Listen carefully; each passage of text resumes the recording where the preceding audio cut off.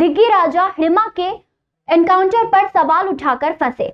दिग्गी के बयानों पर हुई कांग्रेस की किरकिरी। जी हां, बिल्कुल सही सुना। वरिष्ठ कांग्रेस नेता और मध्य प्रदेश से राज्यसभा सांसद दिग्विजय सिंह एक बार फिर विवादित बयान को लेकर चर्चा में हैं। इस बार उन्होंने कुख्यात नक्सली हिड़मा के एनकाउंटर को ही फर्जी बता दिया। इससे पहले वह सरकार से सर्जिकल स्ट्राइक के लिए सबूत मांग चुके हैं। कांग्रेस के वरिष्ठ नेता और मध्य प्रदेश से राज्यसभा सांसद दिग्विजय सिंह ने छत्तीसगढ़ में हिड़मा के एनकाउंटर पर सवाल उठाए हैं। दरअसल इनामी नक्सली मारवी हिड़मा के एनकाउंटर के बाद उन्होंने इंटरनेट पर एक पोस्ट की थी। साथ ही आदिवासी एक्टिविस्ट सोनी सोढ़ी को एक वीडियो शेयर किया जिसमें एनकाउंटर को फर्जी बताया गया है। इसमें कहा है कि यह एनकाउंटर नहीं, हत्या थी। यह पहली बार नहीं है जब दिग्गी राजा ने अपने विवादित बयान से पार्टी की फजीहत कराई हो। इससे पहले भी वह ऐसा करते रहे हैं। वीडियो को शेयर करने पर बीजेपी ने उन्हें आड़े हाथों लिया। बीजेपी ने कहा दिग्विजय सिंह हमेशा नक्सलियों, आतंकियों के साथ खड़े नजर आते हैं। काला पीपल से बीजेपी विधायक घनश्याम चंद्रवंशी ने कहा कि दिग्विजय सिंह ने एनकाउंटर को लेकर तो सवाल उठाए, लेकिन बलिदान हुए नरसिंहपुर के इंस्पेक्टर आशीष शर्मा के लिए उन्होंने संवेदना भरा एक शब्द भी नहीं कहा। कम से कम संवेदना के तौर पर उनको श्रद्धांजलि अर्पित कर देते। भगवान सद्बुद्धि दे। पहले भी कराते रहे हैं फजीहत।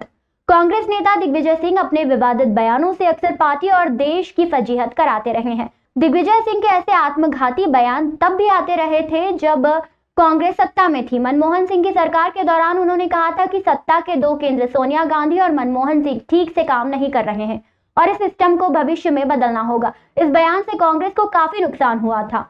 दिग्विजय सिंह जी हर समय देशद्रोहियों के साथ खड़े दिखते हैं।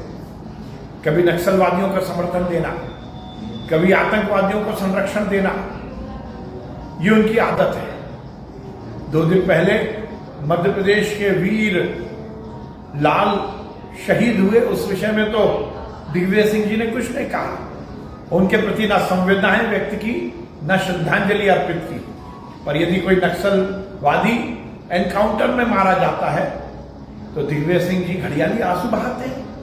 कभी जाकिर नायक के साथ उसको संरक्षण देने की बात, उसको विश्व गुरु कहने की हिमाकत करने वाले दिग्विजय सिंह, कभी आतंकवादियों को संरक्षण देने वाले दिग्विजय सिंह पाकिस्तान परस्ती और तुष्टीकरण में इतने डूब चुके हैं कि वो हर समय देशद्रोहियों का समर्थन करते हैं। निश्चित रूप से उनका एक्स पर ये बयान आपत्तिजनक है, देशद्रोह की श्रेणी में आता है। दिग्विजय सिंह जी, देशद्रोहियों को संरक्षण मत दीजिए।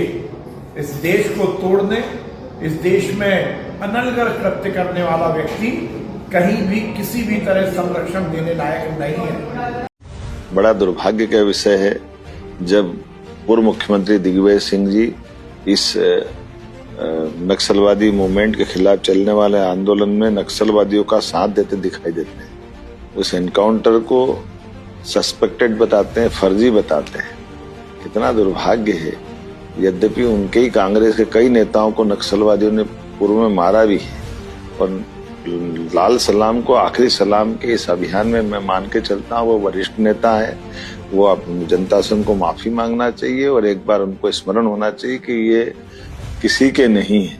दिग्विजय सिंह जी को चाहिए था कि वो हमारे नरसिंहपुर के सपूत आशीष शर्मा की शहादत पर उनके परिवार वालों के लिए 2 शब्द संवेदना के बोलते।